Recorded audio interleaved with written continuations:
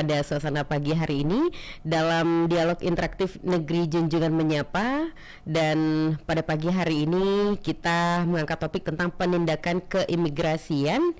Dan bersama kita ya pada suasana pagi hari ini sudah hadir di studio Bapak Agus Mulyono, Kasubsi Penindakan Keimigrasian. Selamat pagi Pak. Ya, selamat pagi kembali untuk juga narasumber kita selanjutnya Bapak Sigit Adi Nugroho, Kasubsi Intelijen Keimigrasian. Selamat pagi Bapak. Selamat pagi. Selamat pagi. Sehat ya Pak ya?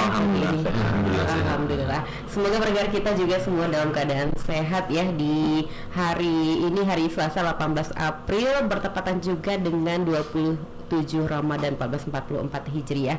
Saudara pendengar, dialog interaktif ini Anda bisa ikuti juga melalui live streaming di Facebook RRI Bengkalis dan juga di IG Imigrasi Bengkalis ya, dan juga Anda bisa akses di aplikasi streaming RRI Playgo ya di Pro 1 Live Streaming.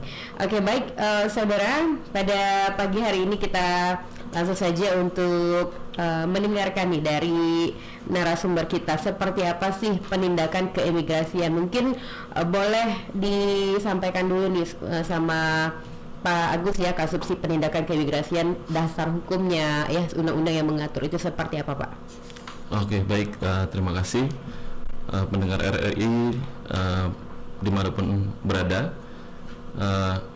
Kami dari Kantor Imigrasi Bengkalis dari Seksi Intelijen dan Penindakan Keimigrasian akan menjelaskan terkait subseksi penindakan tersebut.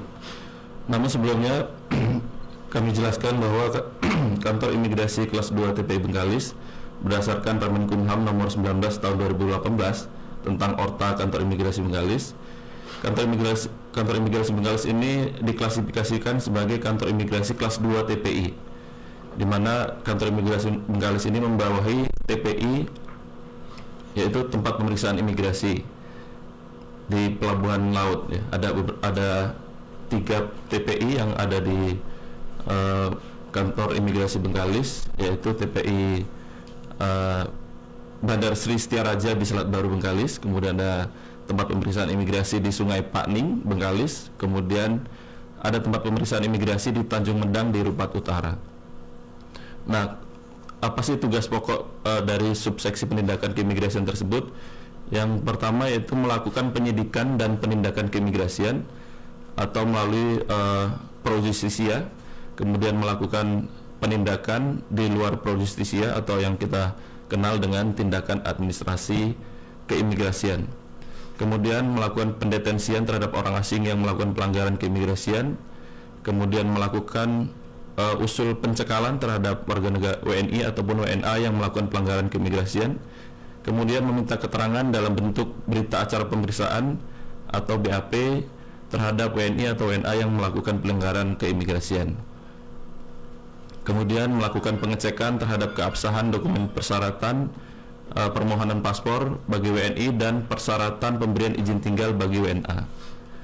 Kemudian juga melakukan penarikan paspor terhadap warga negara Indonesia yang melakukan tindak pidana baik keimigrasian maupun tindak pidana umum. Seperti itu. Oke. Ya, baik Pak. Itu kalau untuk penjelasan tentang kasus apa aja yang termasuk dalam penindakan keimigrasian itu seperti apa? Mungkin Pak Sigit bisa menyampaikan. Oke, mungkin saya sampaikan sedikit ya. Kalau untuk kasus-kasus yang terlibat dalam tindak pidana keimigrasian ya, sebenarnya saya jelaskan dulu kalau di imigrasi itu sebenarnya ada tindakan administratif keimigrasian dan juga tindakan pidana keimigrasian. Nah, masing-masing itu memang cukup berbeda ya untuk pengertiannya. Kalau misalnya untuk tindakan administratif keimigrasian itu adalah tindakan administratif yang diberikan oleh pejabat imigrasi kepada orang asing atau WNI yang melakukan pelanggaran keimigrasian, tapi kita proses di luar peradilan.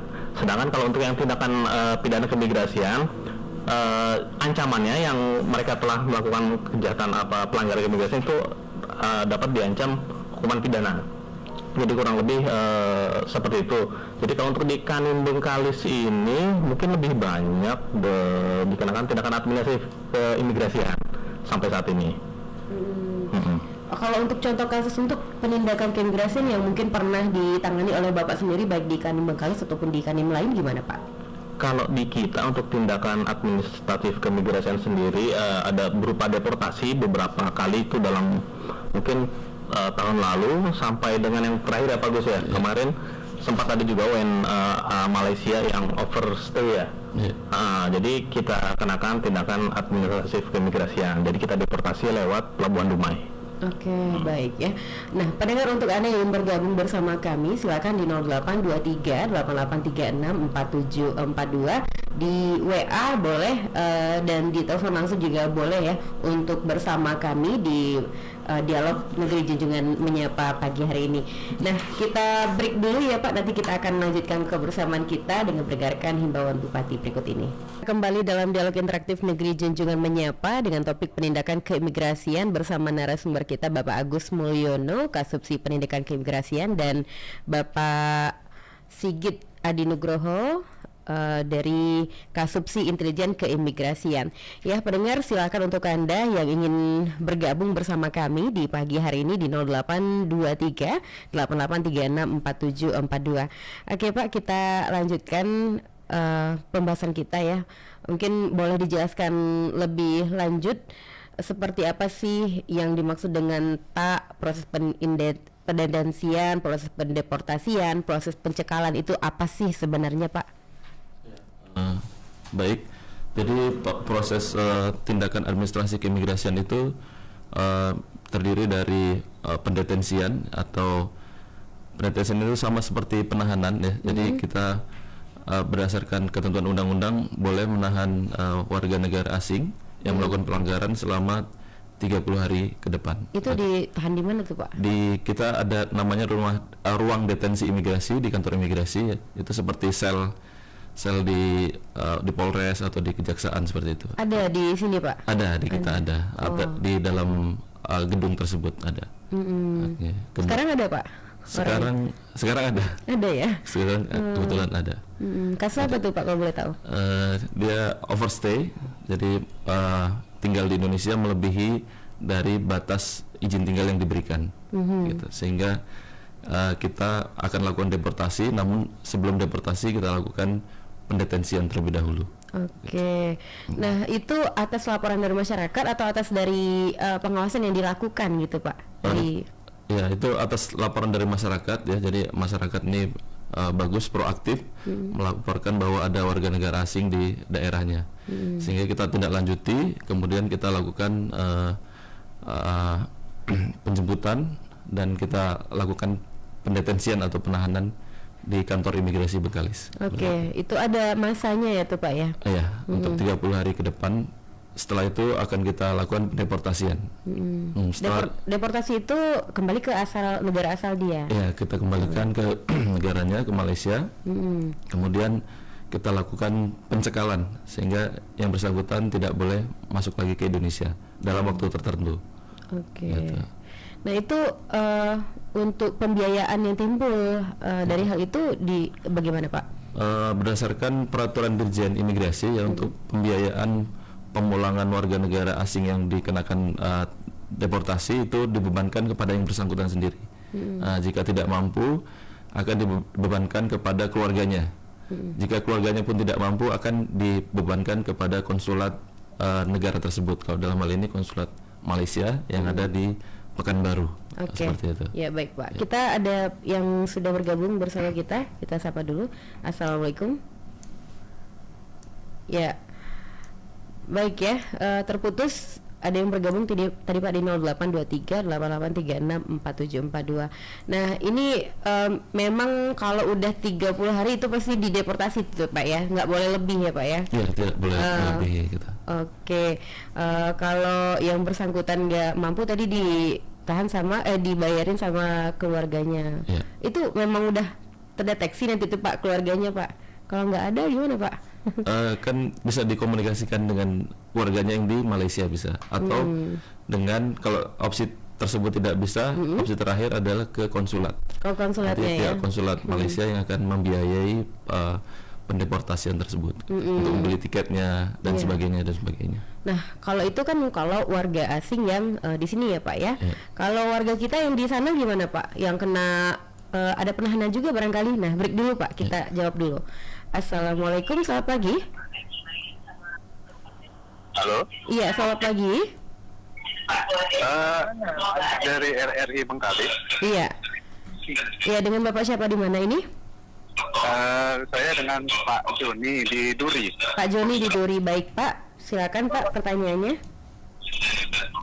Saya mau nanya ini, kalau di Jakarta itu kan ada kayak kantor-kantor virtual. Apakah itu masuk penjamin orang asing?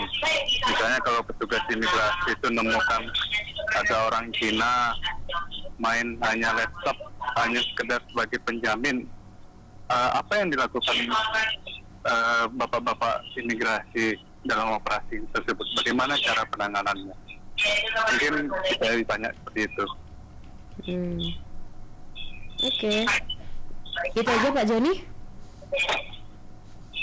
Terima kasih Pak Joni. Ya. Baik Pak, silakan Pak, mungkin ditanggapi sama Pak Sigit. Oke, mungkin tadi pertanyaan dari Pak Joni, penjamin yang berlokasi virtual di Jakarta ya. Tetap kalau misalnya kita mendapatkan hal seperti itu, yang jelas warga negara asing itu akan kita periksa untuk dimintakan keterangan lebih lanjut. Jadi pasti banyak hal yang bisa kita gali dari situ. Jadi nggak serta-merta kita bebaskan atau kita lepas begitu kita dapat karena mungkin kurangnya adanya bukti atau keterangan yang lain, ya tetap kita akan panggil ke kantor atau diperiksa untuk dimintakan keterangan lebih lanjut. Yang jelas seperti itu ya, karena kalau misalnya sudah memiliki kantor virtual itu runtutannya akan panjang, pasti ada yang bertanggung jawab di situ. Jadi nggak mungkin dia bekerja secara sendiri atau mandiri. Jadi tetap akan kita panggil ke kantor.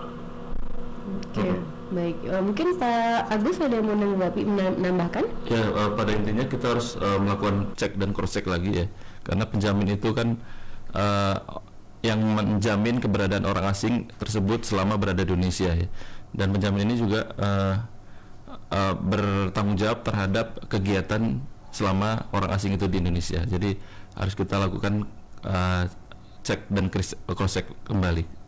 Seperti itu. Oke, baik Pak.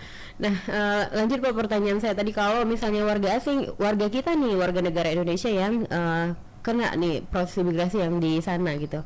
Nah, selanjutnya kalau dari pihak imigrasi sendiri di sini ada penindakan nggak Pak? Ya, baik. Jadi sebenarnya kalau warga negara Indonesia yang terkena tindakan administrasi ataupun tindak pidana di luar negeri itu menjadi kewenangan dari imigrasi Malaysia atau imigrasi di negara lain. Jadi kita tidak boleh tidak bisa mengintervensi kebijakan dari kebijakan luar negeri tersebut gitu. Sehingga kita hanya mungkin menerima ini saja, kita pasif saja kalau imigrasi Indonesia. Tapi pada intinya akan diperlakukan sama orang Indonesia yang terkena tindakan administrasi di luar negeri, yaitu penahanan juga, kemudian deportasi juga, dan dikembalikan ke Indonesia lagi nantinya, seperti itu. Oke, baik Pak. Nah, jadi penindakan keimigrasian ini Pak, itu tadi terkait dengan administrasi, kemudian izin tinggalnya yang berlebih, seperti itu Pak ya. Kalau ada kasus hukum yang termasuk di dalam itu gimana Pak? Misalnya nih yang izin tinggalnya berlebih atau ada masalah administrasi lainnya, ada pula kasus narkoba misalnya Pak. Nah, itu gimana Pak penindakannya gitu? Oke. Jadi untuk narkoba kan dia masuk ke tindak pidana umum ya. Jadi akan diselesaikan oleh penyidik dari kepolisian atau Polri. Setelah kasus narkobanya selesai, kemudian dia menjalankan hukuman pidananya di polisi berarti Pak ya, di kepolisian kita. Di kepolisian nanti mereka melakukan penyidikan, kemudian menyerahkan berkas perkaranya ke kejaksaan, kemudian dituntut dan divonis oleh hakim, kemudian dia menjalani hukuman sesuai dengan vonis yang ditentukan oleh hakim, dan telah berakhir masa menjalani proses hukuman tersebut, nanti kita akan lakukan pendeportasian. Kita akan lakukan pendeportasian, kita kembalikan ke negara asalnya, dan kita lakukan pencekalan juga. Seperti itu. Oke, baik Pak. Nah, gimana dengan ini Pak? Kasus yang beberapa waktu yang lalu ada ya Pak ya, itu di seberang, masih di Kabupaten Bengkalis, di mana orang asing itu dia punya identitas kependudukan Indonesia gitu Pak. Nah, mungkin dia punya paspor KTP Indonesia, nah gitu, gimana tuh Pak sebenarnya Pak? Ya. Jadi sebenarnya orang asing itu tidak diperkenankan untuk memiliki dokumen kependudukan Indonesia, apalagi dia tidak mempunyai izin tinggal yang tetap ya, izin tinggal tetap. Hanya izin tinggal biasa itu dilarang membuat identitas kependudukan Indonesia. Tujuan membuat identitas tersebut nantinya akan berpengaruh terhadap, mungkin dia mau membuat paspor Indonesia, jadi dia punya 2 dokumen ya, selain dokumen dari negara asalnya juga mempunyai dokumen Indonesia. Nah, dalam ketentuan pidana keimigrasian itu akan dikenakan tindak pidana keimigrasian. Itu kita bisa lakukan pro justisia melalui peradilan, dan kemudian akan dikenakan vonis maksimal 5 tahun atau pidana denda 500 juta rupiah, seperti itu. Oke, baik ya. Pak. Ya, pendengar silakan untuk Anda yang ingin bergabung ya di 0823 8836 4742. Nah, kita masih bahas tentang penindakan keimigrasian ya pada pagi hari ini bersama narasumber kita. Nah, tadi dijelaskan tentang pendetensian, proses pendeportasian, proses pencekalan nih Pak. Nah, selanjutnya untuk pencekalan ini Pak, boleh dijelaskan lebih lanjut seberapa lama, seperti apa ininya Pak, prosesnya Pak? Ya. Jadi pencekalan itu terdiri dari 2 kata sebenarnya. Cuman kita lebih familiar mengatakan cekal ya. Cekal itu 2 kata, yaitu pencegahan dan penangkalan. Pencegahan itu larangan sementara terhadap orang untuk keluar dari wilayah Indonesia berdasarkan alasan keimigrasian atau alasan lain yang ditentukan oleh undang-undang. Sedangkan penangkalan yaitu larangan terhadap orang asing untuk masuk ke wilayah Indonesia. Jadi apabila seseorang itu masuk ke dalam daftar cekal, maka orang tersebut tidak bisa masuk atau keluar dari wilayah Indonesia karena alasan-alasan tertentu ya. Seperti kalau beberapa kasus yang baru-baru ini kan, seperti Lukas NMB itu kan kita lakukan pencekalan sehingga yang bersangkutan tidak bisa keluar dari wilayah Indonesia. Oke, baik. Nah, untuk Pak Sigit mungkin boleh sampaikan Pak tentang siapa sih yang melakukan tindakan pidana keimigrasian Pak? Kalau yang melakukan tindakan pidana keimigrasian itu bisa setiap orang ya Mbak. Kalau di aturan undang-undang kita itu setiap orang itu berarti bisa WNI atau WNA. Jadi kita mencakup semuanya jadi nanti tergantung apa tindak pidana seperti apa yang mereka lakukan, karena di situ sudah diatur semuanya. Kalau misalnya yang seperti TPPO itu kan sudah diatur di pasal 120. Jadi atau penyalahgunaan izin tinggal itu juga sudah diatur. Jadi kita berpedoman dengan aturan undang-undang keimigrasian yang kita punya. Oke, baik Pak. Ya, ini sudah ada lagi yang bergabung di line kita 0823 8836 4742. Kita akan menyapa kembali ya. Ya, ini tentang dari Dita Pak, mau tanya untuk pencari suaka, bagaimana penindakannya dari imigrasi? Terima kasih katanya Pak. Oke, kalau untuk pencari suaka sebenarnya kita nggak bisa melakukan tindakan administratif keimigrasian kepada pencari suaka ya, karena memang aturannya sudah seperti itu. Jadi mereka itu kalau yang pencari suaka itu biasanya memiliki kartu UNHCR. Jadi paling kalau misalnya kita mendapati hal seperti itu, yang bisa kita lakukan adalah mengembalikan ke community house atau ya menghubungi ke pihak UNHCR-nya untuk menampung mereka. Jadi kalau dari imigrasi kita nggak bisa untuk melakukan tindakan. Oke. Baik, silakan pendengar di 0823 8836 4742. Ini ada lagi Pak pertanyaan. Bisakah WNA dipidana dengan hukum Indonesia? Pak, silakan Pak. Bagus. Ya, terima kasih. Jadi WNA yang bisa saja WNA yang melakukan tindak pidana, baik itu tindak pidana keimigrasian maupun tindak pidana umum, itu bisa dilakukan penindakan ya. Kalau tindak pidana umum nanti tergantung dari jenis tindak pidananya, bisa dilakukan oleh penyidik dari Polri. Kalaupun dia melakukan pelanggaran di bidang tindak pidana keimigrasian, maka akan dilakukan tindakan penyidikan oleh penyidik dari imigrasi. Nah, kita juga punya beberapa penyidik PPNS keimigrasian namanya.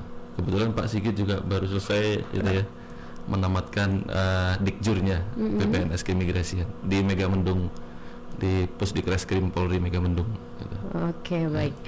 Ya Pak, kita break kembali ya Pak, nanti kita akan lanjutkan, kita dengarkan pesan-pesan berikut ini. Negeri Junjungan menyapa pagi ini tentang penindakan keimigrasian bersama narasumber kita Bapak Agus Mulyono, Kasubsi Penindakan Keimigrasian, dan Bapak Sigit Adi Nugroho, Kasubsi Intelijen Keimigrasian. Pendengar, untuk Anda yang ingin bergabung di interaktif kami, silakan di 0823 8836 4742, dan Anda bisa simak siaran kami melalui aplikasi RRI Playgo live streaming di pagi hari ini juga di Facebook RRI Bengkalis dan di Instagram Imigrasi Bengkalis. Nah, membicarakan tentang penindakan keimigrasian ya, itu kita ada mengenal istilah namanya pro justisia, proses penyidikan, tindak pidana keimigrasian, dan penindakan di kejaksaan, penyelidikan, dan lain-lain. Nah, mungkin boleh dijelaskan sama Pak Agus nih, seperti apa sih itu tentang pro justisia ini Pak? Baik. Jadi tindakan keimigrasian melalui pro justisia yaitu tindakan melalui proses peradilan ya, di mana biasanya sanksinya itu berupa pidana kurungan atau denda juga. Jadi sama dengan penyidik Polri, PPNS keimigrasian juga dalam melakukan pro justisia itu mengacu pada KUHP ya, di mana dalam KUHP disebutkan bahwa penyidik adalah pejabat kepolisian negara Republik Indonesia dan PPNS keimigrasian yang berwenang khusus oleh undang-undang yang bersangkutan. Jadi penyidikan tindak pidana keimigrasian ini diberlakukan berdasarkan hukum acara pidana seperti hukum pidana lainnya gitu. Sama juga tahapnya berawal dari laporan keimigrasian atau laporan kejadian, kemudian jika sudah memenuhi unsur-unsur pidananya, kemudian kita keluarkan SPDP atau surat perintah dimulainya penyidikan. Kemudian kita lakukan tahap penyidikan seperti upaya paksa, seperti pemanggilan, penangkapan, penahanan, penggeledahan, penyitaan, dan lain sebagainya. Dan kemudian apabila berkas-berkas tersebut sudah lengkap, nanti kita limpahkan ke kejaksaan ya, dalam hal ini Kejaksaan Negeri Bengkalis. Kemudian setelah dilakukan pemeriksaan oleh jaksa tersebut dan sudah dinyatakan lengkap, maka pihak kejaksaan akan memberitahukan kepada Imigrasi Bengkalis bahwa perkara ini sudah lengkap dan bisa dilakukan penuntutan di pengadilan gitu. Kemudian setelah itu dilakukan sidang dan kemudian pihak hakim akan memberikan vonis sesuai dengan peraturan yang berlaku. Kemudian si pelaku atau terduga ini akan menjalani hukuman di lapas ya, biasanya di lapas Bengkalis kemudian. Nah, kalau warga negara Indonesia nantinya dia paspor tersebut akan kita lakukan penarikan ya. Seperti ada beberapa pejabat itu yang melakukan tindak pidana dan paspornya kita tarik, tujuannya agar tidak melarikan diri ke luar negeri seperti itu.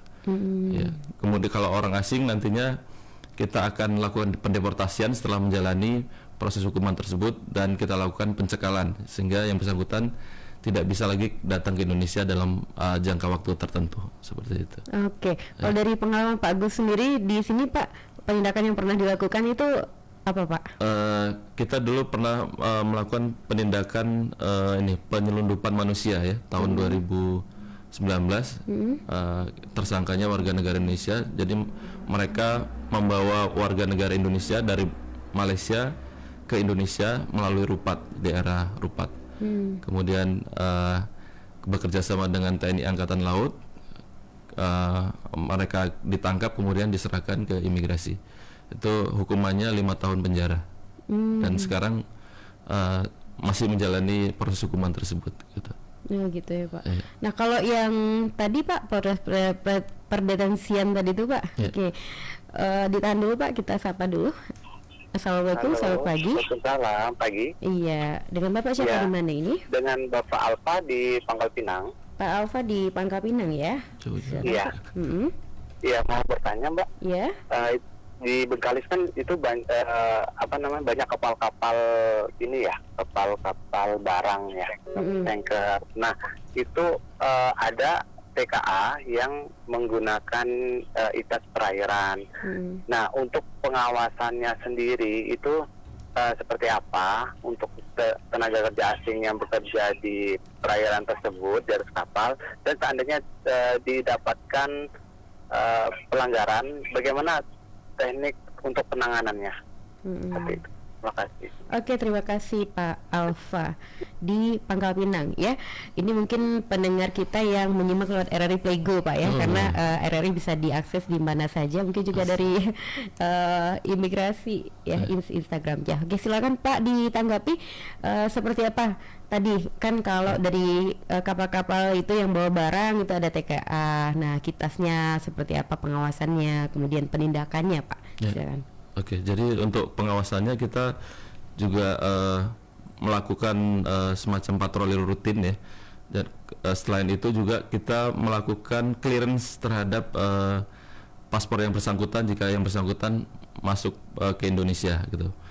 Setelah itu mungkin selain itu apabila dia tidak terdeteksi, kita juga sering melakukan operasi gabungan bersama aparat-aparat lain melalui tim Pora ya, untuk bisa mendeteksi adanya pelanggaran-pelanggaran keimigrasian.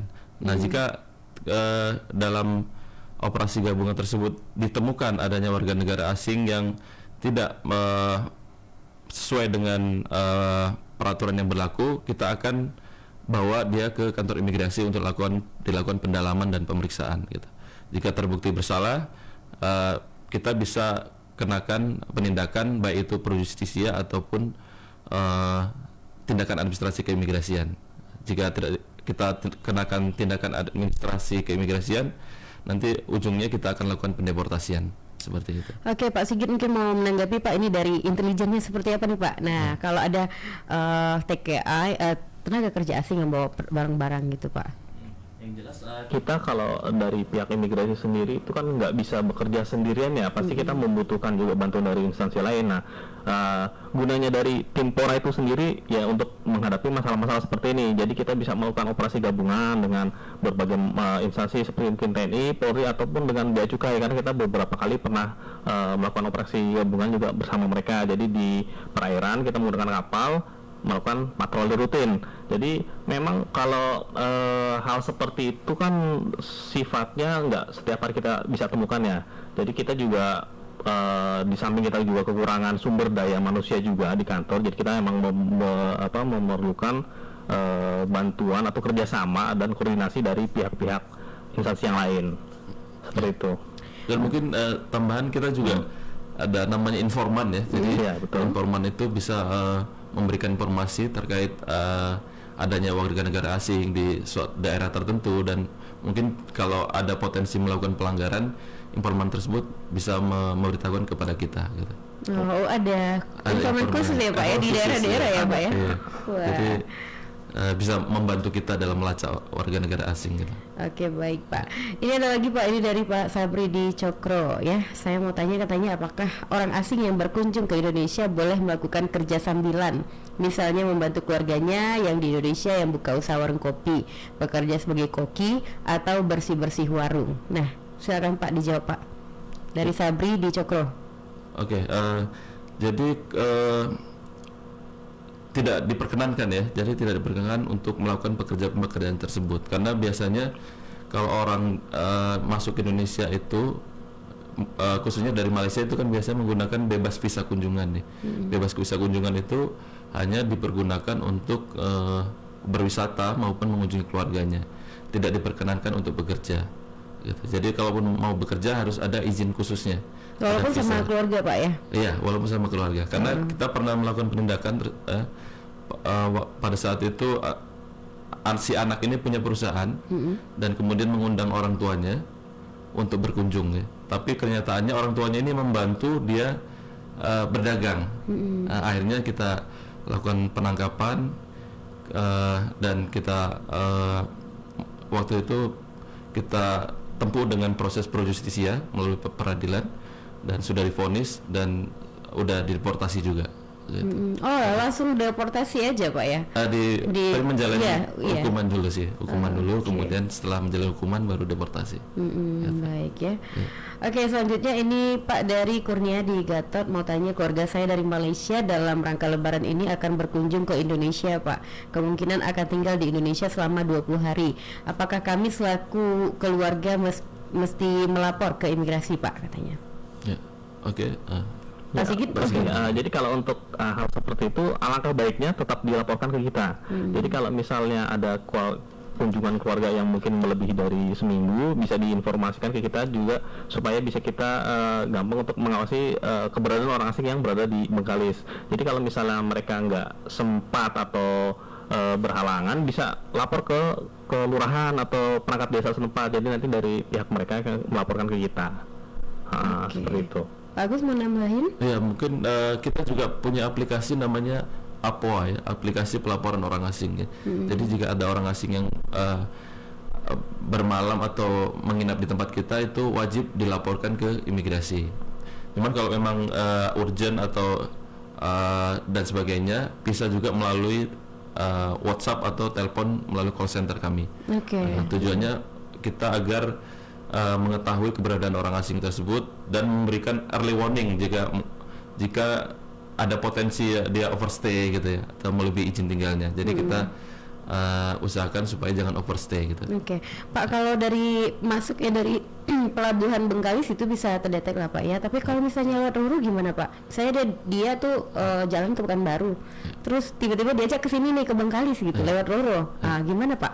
Nah, sebenarnya kita bisa mendeteksi melalui jika dia menginap di hotel, mungkin kita berdasarkan undang-undang pihak hotel itu wajib memberikan informasi warga negara asing yang menginap di hotel tersebut.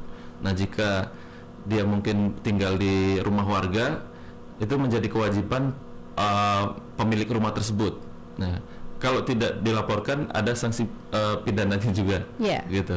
Dia akan melakukan pelanggaran dan bisa dikenakan tindakan keimigrasian. Ya, pidananya apa Pak? Pidananya berapa ya? 124 dan 124 itu ya itu bisa kurungan 3 bulan penjara gitu pemilik pemondok. Pemiliknya ya Pak ya, kalau nggak lapor ya Pak ya. Nah, itu dia. Lapor aja. Sedangkan warga sesama ini aja ya harus lapor RT 1 kali 24 jam kalau nginap ya Pak ya, apalagi warga asing. Karena tujuannya adalah untuk ini bisa memetakan warga negara asing, karena tidak semua warga negara asing itu mungkin rambut sama hitam, cuman niatnya kan tidak tahu. Karena ada tumpangan-tumpangan kepentingan yang perlu kita waspadai. Jadi umpamanya dia wisata ternyata dia juga kurir narkoba kan, atau dia wisata ternyata bekerja secara ilegal dan sebagainya seperti itu. Kalau yang lagi viral ini Pak, ada salah satu YouTuber ya Pak ya, ya YouTuber dari Meranti itu, dia kan bawa orang asing yang mau membantu ini Pak, bantu sekolah-sekolah yang ada di Bandul tuh Pak, daerah Bandul. Nah, Bandul itu kan dekat nyebrang di Bengkalis gitu kan Pak. Nah, itu dari imigrasi Meranti mungkin dengan imigrasi Bengkalis itu koordinasi gitu Pak maksudnya? Ya, kita juga ada koordinasi antar intelijen kita dengan imigrasi di Selat Panjang ya maksudnya. Ya. Oh, jadi nanti Pak Sigit itu berarti intelijennya ya? Pak Sigit yang mendata seperti itu. Jadi kalau untuk komunikasi dari pihak imigrasi yang kantor yang lain, pasti ada komunikasi. Kalau misalnya ada melibatkan suatu kasus tertentu seperti itu, ya pasti ada komunikasi kita. Oke, baik Pak. Ini lagi ada pertanyaan nih Pak. Ini masih dari Dita tadi Pak, satu pertanyaan lagi, apakah ada pelanggaran dari WNI baik yang administratif maupun pidana, dan jika ada seperti apa penindakan dari imigrasi? Oke, itu Pak. Gimana? Apakah ada pelanggaran dari WNI baik mungkin kalau ada pelanggaran mungkin nih Pak, penindakannya gimana gitu Pak? Kalau ada penindakan yang dilakukan oleh WNI baik administratif ataupun pidana, jika ada penindakannya seperti apa dari imigrasi katanya Pak? Oh gitu, kalau itu kayaknya tergantung tindak pidana yang seperti apa dulu ya, karena klasifikasinya itu kan luas ya, jadi harus jelas nih yang tindak pidana itu seperti apa. Iya, dijelaskan lagi ya untuk Dita. Kita sapa kembali. Assalamualaikum, selamat pagi. Assalamualaikum. Waalaikumsalam warahmatullahi wabarakatuh. Dengan Bapak siapa di mana? Sama Pak Irman di Pakawati.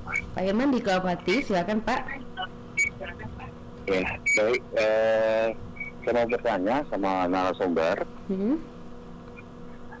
Begini, kalau misalkan ada mahasiswa gitu kan, mahasiswa yang tadinya mereka notabene kan dari negara-negara asing gitu, misalkan Malaysia gitu. Nah mungkin mereka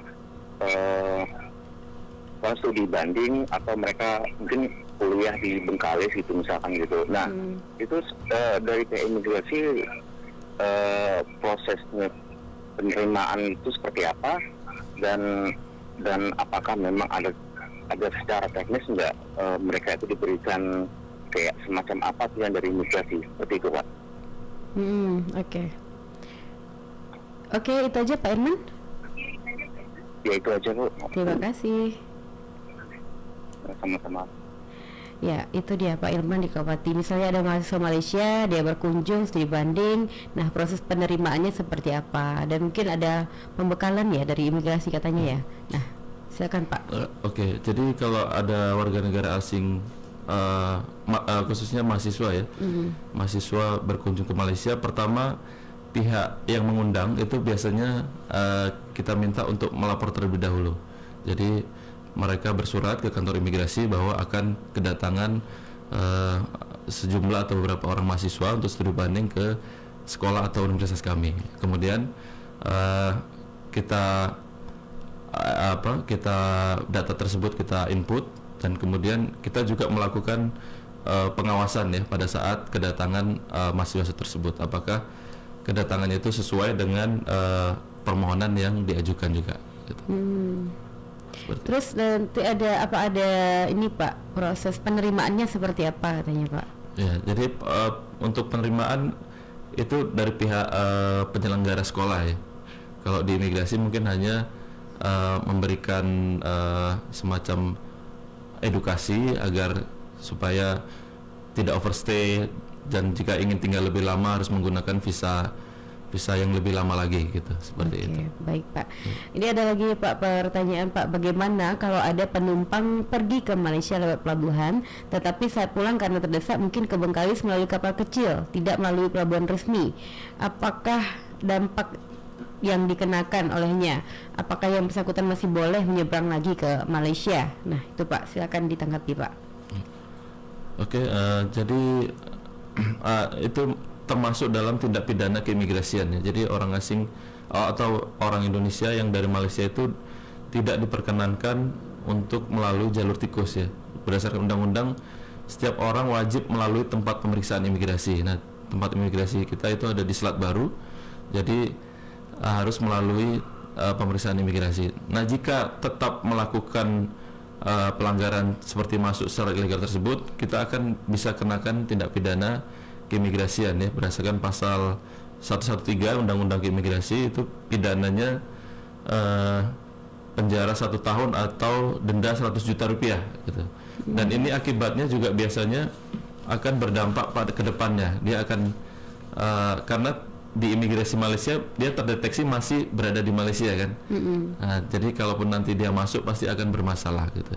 Jadi sebaiknya silakan mengikuti prosedur yang ada, masuk dan keluar Indonesia melalui tempat pemeriksaan imigrasi. Kalaupun ada masalah, silakan mengunjungi kedutaan Indonesia atau konsulat Indonesia yang ada di luar negeri. Mereka akan membantu sepertinya. Oke, ini ada pertanyaan untuk Pak Sigit nih, Pak. Bagaimana caranya petugas imigrasi dapat mengetahui atau memeriksa seseorang WNA yang masuk ke Indonesia itu adalah seorang teroris atau pelaku kejahatan yang masuk dalam daftar pencekalan? Oke, jadi kalau untuk setiap warga negara asing yang berkunjung ke Bengkalis ya khususnya ya, jadi kalau mereka melalui TPI di Selat Baru itu secara sistem mereka tuh punya track record.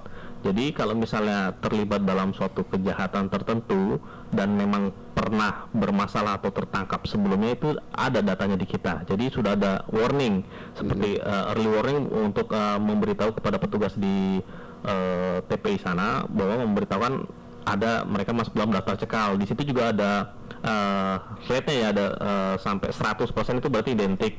Sedangkan yang di bawahnya itu perlu pemeriksaan lebih lanjut. Jadi kita bisa berpatokan dari situ sebenarnya.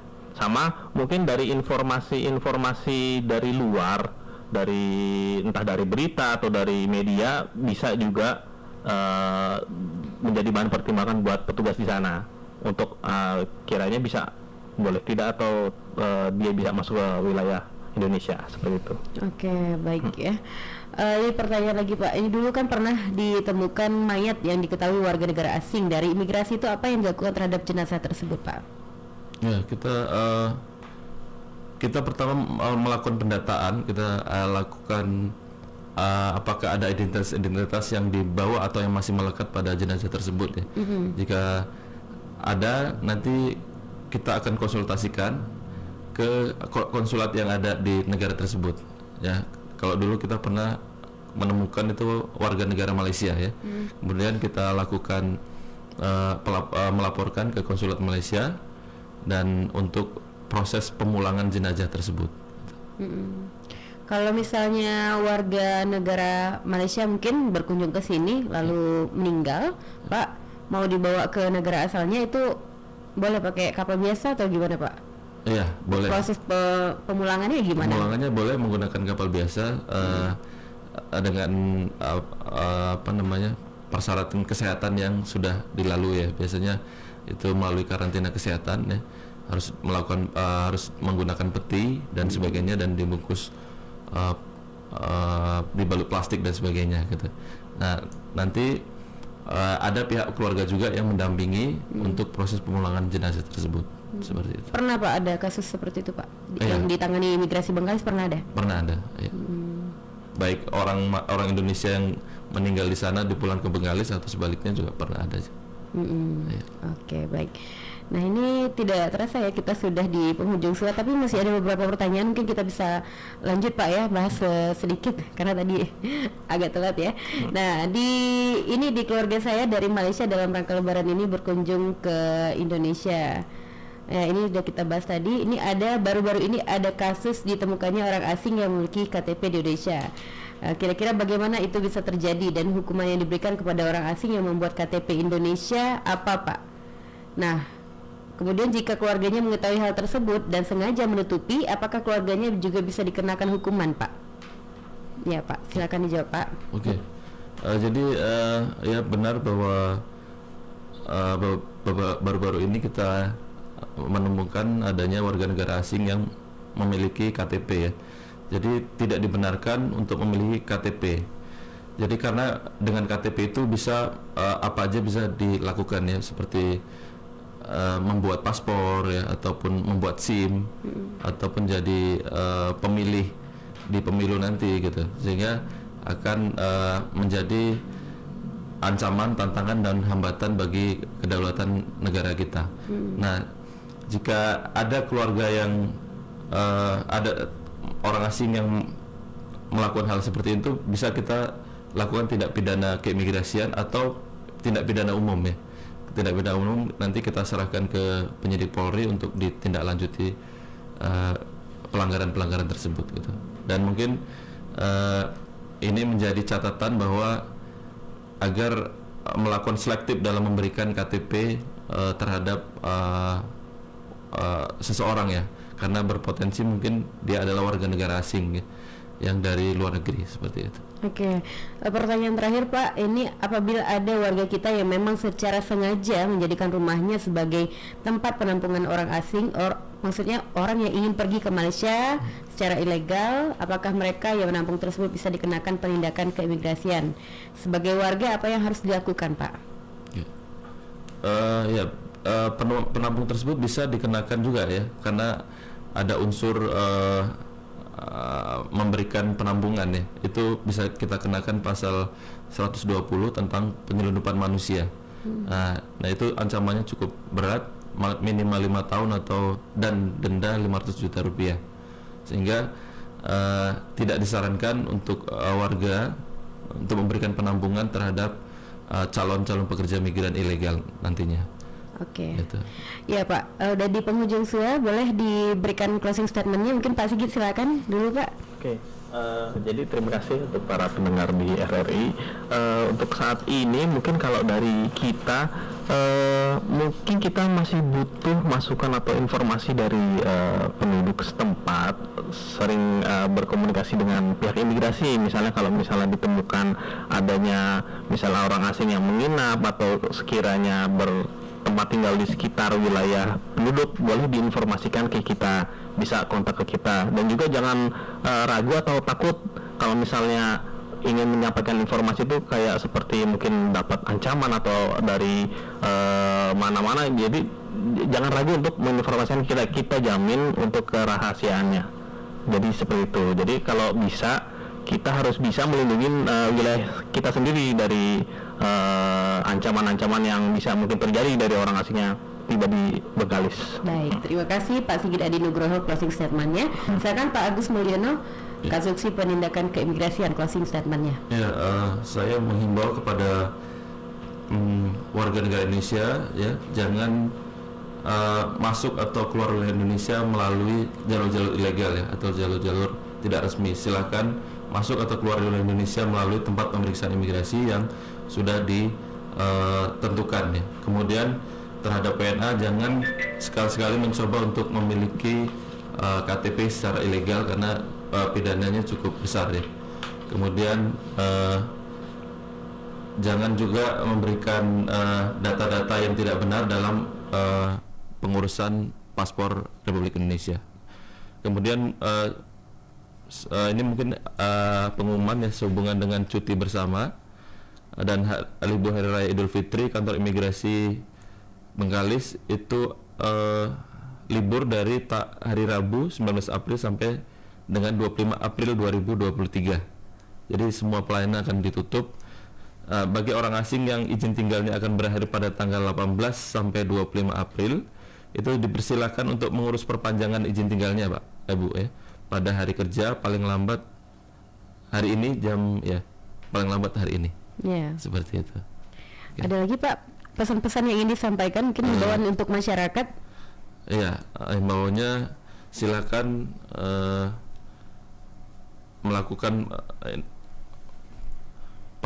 silakan membuat paspor dengan data-data yang benar dan jangan melalui calo gitu ya. Kemudian mungkin dalam rangka menyambut Hari Raya Idul Fitri ya, kami dari Kantor Imigrasi Bengkalis mengucapkan selamat Hari Raya Idul Fitri 1444 Hijriah. Mohon maaf lahir dan batin. Baik, terima kasih untuk kebersamaannya di pagi hari ini ya buat Pak Agus Mulyono dan Pak Sigit Adi Nugroho. Saya Nabila Fitri pamit undur diri dari ruang dengar Anda bersama Bapak-Bapak dari imigrasi ini. Pendengar, untuk Anda kita bergabung bersama Voice of Indonesia dari Indonesia untuk Dunia. Sampai jumpa. Wassalamualaikum warahmatullahi wabarakatuh. Waalaikumsalam warahmatullahi wabarakatuh.